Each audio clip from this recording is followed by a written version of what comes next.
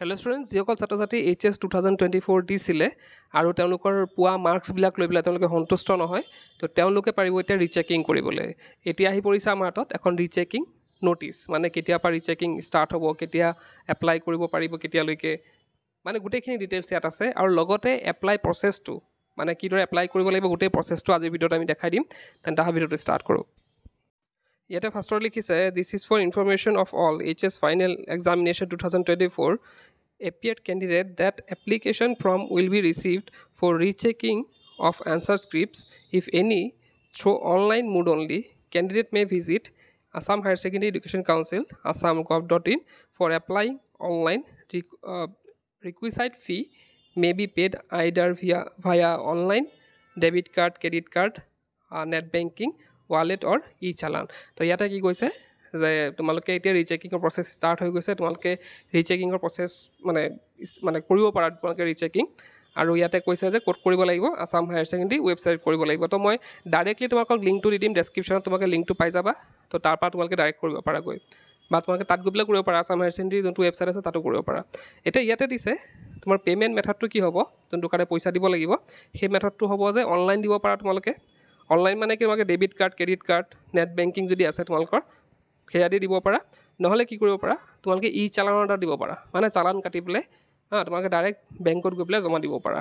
তো সেইখিনি প্ৰচেছো ডিছকাছ কৰিম। এতিয়া চোৱা কি কৈছে, starting date of the receiving online application. তো অনলাইন এপ্লিকেশ্যন ৰিচিভ কৰাৰ ষ্টাৰ্টিং ডেটটো হৈছে 13/05/2024। মানে অলৰেডি 13 গ'লে হয় নহয়, আজি কিমান হ'ল, আজি হৈছে তোমাৰ 15। তো 13 অলৰেডি গ'লে, তো সিহঁতে দেৰিকৈ কৰিছে কামটো।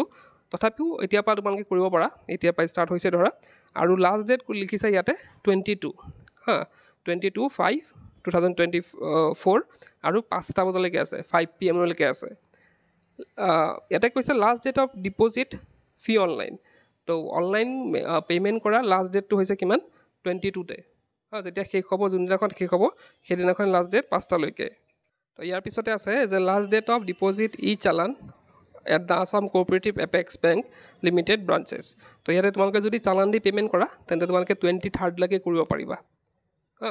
মানে অফিচিয়েল মানে যেতিয়া বেংকত এপেক্স বেংকত কিবা কৰিব লাগিব, ব্ৰাঞ্চেছবিলাকত এপেক্স বেংকৰ বেলেগত কৰিব নোৱাৰা, অকল এপেক্স বেংকৰে কৰিব লাগিব।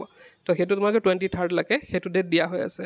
In case any difficulty faced by the applicant during online submission, an email may be sent to, ইয়াতে দিয়া হৈ আছে itahsec@gmail.com।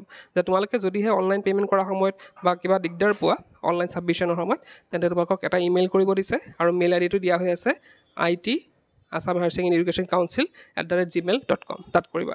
এতিয়া হ'ল অনলাইন প্ৰচেছটো, মানে অনলাইন প্ৰচেছটো আমি কিদৰে কৰিম। তো ইয়াতে প্ৰথমতে এটা কথা কৈ লৈছে যে তোমালোকে এপ্লাই কৰোঁতে এটা ছিগনেচাৰ লাগিব, আৰু ছিগনেচাৰটো তোমালোকে হোৱাইট পেপাৰত মাৰি পেলাই, ছিগনেচাৰটো হোৱাইট পেপাৰত কৰি পেলাই তোমালোকে তাত স্কেনাৰ গৈ পেলাই, মোবাইল এপ্লিকেশ্যন এটা পোৱা যায় স্কেনাৰ বুলি, তাত স্কেন কৰি পেলাই তোমালোকে ছিগনেচাৰটো মিলাই ল'ব পাৰা। আৰু সেইটো বা তোমালোকে নেট কেফেত গৈ পেলাই মিলাব পাৰা। তো ইয়াতে কি হ'ব লাগিব, ছিগনেচাৰ চাইজটো 50 KB হ'ব লাগিব, ইয়াতকৈ বেছি হ'ব নোৱাৰিব। তো আমি এপ্লাই কৰিবলৈ মইতো লিংকটো দিছোঁ, তোমালোকে লিংকটোত যাব পাৰা, ডেছক্ৰিপশ্যনত আছে। তাত গৈ তোমালোকে যোনটো নিউ ইউজাৰ আছে তাত ক্লিক কৰিবা। তো তাত ক্লিক কৰাৰ পিছত কি হয় চাওঁ। তো ইয়াতে নিউ ইউজাৰ ক্লিক কৰাৰ পিছতে তোমালোকৰ এনেধৰণৰ এটা পেজ পাবা, য'ত ৰোল নাম্বাৰ লিখা থাকিব। তোমালোকৰ ৰোল নাম্বাৰটো দিব লাগিব ইয়াত, ৰোল কোনটো, ৰুম নাম্বাৰ কিমান, আৰু মোবাইল নাম্বাৰটো ইয়াত দিব লাগিব। তাৰপিছতে তোমালোকে সেইটো দিয়াৰ পিছতে নেক্সটটো, যোনটো নেক্সট দেখিছা সেইটোত ক্লিক কৰিবা। এতিয়া সেইটো ক্লিক কৰাৰ পিছতে এটা OTP যাব, তোমালোকৰ যোনটো মোবাইল নম্বৰ দিবা সেই মোবাইল নম্বৰতে এটা OTP যাব। তো সেই OTPটো কি কৰিব লাগিব, ইয়াত যোনটো দেখিছা ব্লেংক OTPৰ কাৰণে, তাত OTPটো লিখি পেলাই তাৰপিছত ছাবমিট লিখিব, মানে ছাবমিট কৰিব লাগিব। ছাবমিট বটনটো দেখিছা, সেই ছাবমিট বটনটোত ক্লিক কৰিব লাগিব। এতিয়া বাই চান্স যদি OTPটো নাহে, তেতিয়াহ'লে তোমালোকে কি কৰিবা, যোনটো ৰিচেণ্ট OTP সেইটো মাৰিবা। অলপ সময় চাই ল'বা OTPটো আহে নাহে, যদিহে নাহে তেন্তে ৰিচেণ্ট OTPটো ক্লিক কৰিবা। তাৰপিছতে চাবা তোমালোকে ইয়াতে তোমালোকৰ মাৰ্কশ্বিটখন ওলাই পৰিব, কোনটোত কিমান নম্বৰ পাইছা গোটেই মাৰ্কশ্বিটখন ইয়াত তোমালোকে ওলাই পৰিব। এতিয়া তলত চোৱা তোমালোকৰ নেম, স্কুল, কলেজ, এপ্লিকেণ্ট। তো তোমালোকৰ স্কুল কলেজৰ নাম ইয়াত দিব লাগিব। তাৰপিছত ফাদাৰ, গাৰ্ডিয়ান নেম, তো তোমালোকৰ ফাদাৰ বা গাৰ্ডিয়ান নেমটো তলৰ বক্সত দিব লাগিব। এতিয়া তোমালোকে কোনকেইটা ছাবজেক্ট মানে তোমালোকে ৰিচেকিং কৰিব বিচাৰিছা তাত ক্লিক কৰিব লাগিব। এতিয়া ইয়াতে দেখিছা ইংলিছ আছে, মাথছ আছে, লজিক এণ্ড ফিলচফি, মানে তোমালোকৰ যোনকেইটা ছাবজেক্ট তোমালোকৰ আছে গোটেইখিনি ওলাই পৰিব।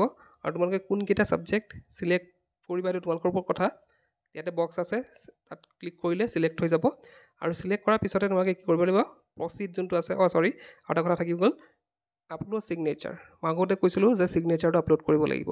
তো ছিগনেচাৰটো কি কৰিবা, ইয়াত ব্ৰাউজ অপশ্যনত গৈ পেলাই তাত ব্ৰাউজ অপশ্যনত ক্লিক কৰিলে তোমালোকৰ ছিগনেচাৰটো পাই যাবা, তোমালোকৰ মানে গেলেৰীত লৈ যাবগৈ। তো গেলেৰীৰ পৰা তোমালোকে ছিগনেচাৰটো চুজ কৰি পেলাই চিলেক্ট কৰি ল'লেও হ'ল, তেনে নিজে নিজে আপলোড হৈ যাব। তো সেইখিনি কৰাৰ পিছতে তোমালোকে প্ৰচিড অপশ্যনটো ক্লিক কৰিব লাগিব। এইখিনি কৰাৰ পিছতে তোমালোকে পে'মেণ্ট পেজত যাবাগৈ, আৰু যদি ভাবা যে পে'মেণ্টটো পিছত কৰিম, তেন্তে পিছত লগ আউট কৰি আকৌ লগ ইন কৰি তোমালোকে পে'মেণ্টটো কৰিব পাৰা। তো ইয়াতে তোমালোকৰ পে'মেণ্টৰ অপশ্যন আহিব, দুটা আহিব। তুমি অনলাইন পে'মেণ্ট কৰিব বিচাৰা, মানে ডেবিট কাৰ্ড, ক্ৰেডিট কাৰ্ড বা নেট বেংকিং, মানে ATM কাৰ্ড দিও হৈ যাব দেই, কৈ দিছোঁ ইয়াতে, বা তোমালোকৰ বেংক চালান দি কৰিব বিচাৰা, দুটা অপশ্যন থাকিব। যোনটো অপশ্যন তোমালোকে চুজ কৰিবা, ধৰা ওপৰটো অনলাইন পে'মেণ্টটো চুজ কৰিলা, ওপৰটো ক্লিক কৰিলা, যোনটো দেখিছা ৰাউণ্ড কৰা হৈ আছে সেইটোত ক্লিক কৰিলা। ক্লিক কৰাৰ পিছতে নেক্সট যোনটো বটন আছে সেইটো ক্লিক কৰি দিবা। এতিয়া অনলাইন পে'মেণ্ট চিলেক্ট কৰাৰ পিছতে তোমালোকৰ এনেধৰণৰ ইণ্টাৰফেচ দেখা পাবা, য'ত থাকিব তোমালোকৰ টোটেল এমাউণ্টটো লিখা থাকিব, মানে কিমান টকা তোমালোকৰ দৰকাৰ হ'ব পে'মেণ্ট কৰাৰ সেইটো লিখা থাকিব। সেইটো চাই পেলাই তোমালোকে তলত যোনটো আছে অপশ্যন, মানে green colour proceed to pay', তাত ক্লিক কৰিবা। এতিয়া চোৱা, এইখিনি ধৰা ATM দি তোমালোকে পে' কৰিব লাগে, সেই প্ৰচিড টু পে' মানে ক্লিক কৰাৰ পিছত এনেধৰণৰ ইণ্টাৰফেচ আহিব। তো ইয়াতে কি থাকিব, কাৰ্ড নম্বৰ। তো কাৰ্ড নম্বৰটো যোনটো ATM কাৰ্ড আছে তাৰ ওপৰতে দেখিবা কাৰ্ড নম্বৰটো লিখা আছে, তাত সেই কাৰ্ড নম্বৰটো ইয়াত লিখি দিলে হ'ল। নেক্সট আছে এক্সপাইৰেশ্যন ডেট, মানে কাৰ্ডখন কেতিয়া এক্সপায়াৰ হ'ব সেইটো ডেটো তোমালোকে পাই যাবা ATMত, ভালকৈ চোৱা। তাতে ধৰা মান্থটো আৰু ইয়াৰটো লিখা থাকিব। তো ইয়াতে তোমালোকে এই মান্থ ইয়াৰটো ভৰাই দিব লাগিব। আৰু চাবা CWCVC, সেইটো মানে হৈছে তোমালোকৰ ATMৰ বেক চাইডে এটা চোৱা, তোমালোকে ATMৰ বেক চাইডে এটা কাগজৰ নিচিনা লগোৱা থাকে, তাৰ লগতে চোৱা 4টা ডিজিটৰ কিবা এটা নম্বৰ লিখা থাকে। তো ATMৰ বেক চাইডে চাবা, তো বেক চাইডতে দেখিছা তোমালোকক এনেকুৱা নম্বৰ এটা দেখা পাবা। তো সেই 3টা নম্বৰ থাকে, মই 4টা বুলি ক'লোঁ। তো চাই ল'বা কেইটা নম্বৰ আছে। তো সেইকেইটা নম্বৰ এই CVV তাত ভৰাই দিব লাগিব। এইখিনি ভৰোৱাৰ পিছত এতিয়া তোমালোকৰ কাৰ্ড হোল্ডাৰ নেম, কাৰোবাৰ হয়তো দেউতাৰ নাম থাকিব পাৰে, কাৰোবাৰ মাৰ নাম থাকিব পাৰে, তো এইখিনি ভৰাই দিবা। কৰাৰ পিছতে মেক পে'মেণ্টত ক্লিক কৰাৰ পিছতে তোমালোকৰ পে'মেণ্টটো হৈ যাব। এতিয়া যদিহে কোনোবাই ভাবে যে মই চালান দি পে' কৰিম, তেন্তে প্ৰথমতে তোমালোকে চালান অপশ্যনটো মানে চুজ কৰিব লাগিব, যেনেকৈ বেংক চালান। আগৰটো মই কি দেখালোঁ যে অনলাইন পে'মেণ্ট কিদৰে কৰিব লাগিব। যদিহে তোমালোকে ভাবা যে মই বেংকত গৈ পইচাটো দি থৈ আহিম, তেন্তে তলত যোনটো অপশ্যন আছে বেংক চালান, সেইটোত ক্লিক কৰিবা। ক্লিক কৰি পেলাই নেক্সট ক্লিক কৰিবা। তো নেক্সট ক্লিক কৰাৰ পিছতে এনেধৰণৰ চালানখন আহি যাব, দেখিছা চালানখন আহি গৈছে। তো এইখন কি কৰিব লাগিব, প্ৰিণ্ট আউট কৰিব লাগিব। PDF আকাৰে তোমালোকে হয়তো ডাউনলোড কৰি ল'ব পাৰিবা, বা যদি নেট কেফেত যোৱা তেন্তে তোমালোকে ডাইৰেক্টলি তাৰ পৰা উলিয়াই ল'ব পাৰিবা। তো এইখন চালান গৈ পেলাই তোমালোকে ক'ত জমা দিব লাগিব, এপেক্স বেংকত গৈ পেলাই জমা দিবা। তাৰপৰা দুটা দেখিছা, দুটা পাৰ্ট আছে, এটা পাৰ্ট সিহঁতে ৰাখিব, এটা পাৰ্ট তোমালোকক ঘূৰাই দিব। তো এইখিনি আছিলে, এনেধৰণে কৰিলেই হ'ল তোমালোকৰ, আৰু বাকী একো চিন্তা কৰিবলগীয়া নাই। তো এইখিনি আছিলে কিদৰে তোমালোকে এপ্লাই কৰিবা ৰিচেকিঙৰ কাৰণে। কেলাপালা ভিডিঅ'টো আৰু ভিডিঅ'টো শ্বেয়াৰ কৰিবা যিসকলে কৰিব। তেন্তে আজি ভিডিঅ'টো কৰি কিপ ৱাচিং কেলা।